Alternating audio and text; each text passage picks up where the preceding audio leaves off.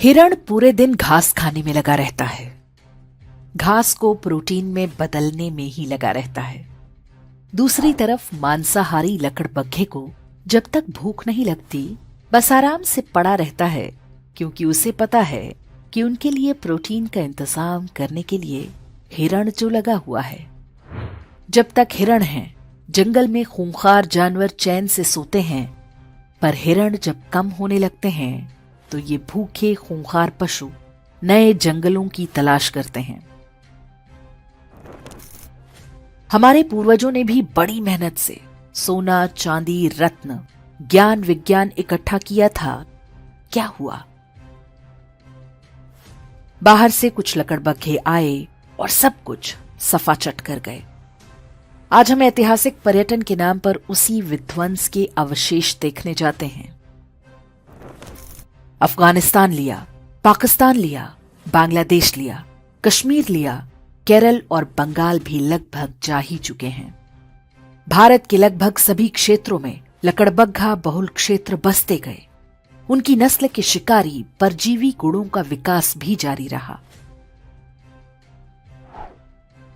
अब पाकिस्तान और बांग्लादेश में संकट है, क्योंकि वहां हिरण लुप्तप्राय हैं। अब उन्हें नए जंगलों की तलाश है। उन्हें पता है कि पड़ोस में ही एक हरा भरा जंगल है। वहां पर पहले से ही भारी संख्या में लकड़बग्घे रहते हैं, लेकिन अभी छिटपुट शिकार से ही पेट भरने को मजबूर हैं। जंगल के कानून में संख्या बल सबसे आवश्यक है। इसे ही वो गज़वाए हिंद कहते हैं और उनकी किताबों में इसका जिक्र हो चुका है। हर शांतिप्रिय लकड़बग्घे के मन में वो ऐसे बैठा हुआ है जैसे हिरणों के मन में संविधान और राष्ट्रगान। हिरणों को अनुमान नहीं कि आखिरी युद्ध बहुत कठिन होगा, क्योंकि ये अंदर से शुरू होगा, फिर बाहर से। जितनी तेजी से पाकिस्तान और बांग्लादेश से हिरण कम हो रहे हैं, ये युद्ध उतना ही निकट आता जा रहा है। ये युद्ध अचानक नहीं होगा। वास्तव में हम पहले से ही इसके बीच में हैं। विश्वास ना हो तो हैदराबाद, केरल, पश्चिम बंगाल, यूपी, हरियाणा, राजस्थान, दिल्ली आदि के लकड़बग्घा बहुल क्षेत्रों में घूम आइए।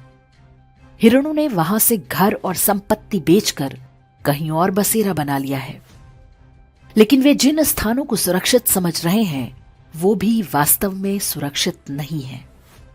सिर उठाकर देखें तो उनके ही आसपास कोई लकड़बग्घा फलों और नारियल पानी का ठेला लगाए खड़ा है।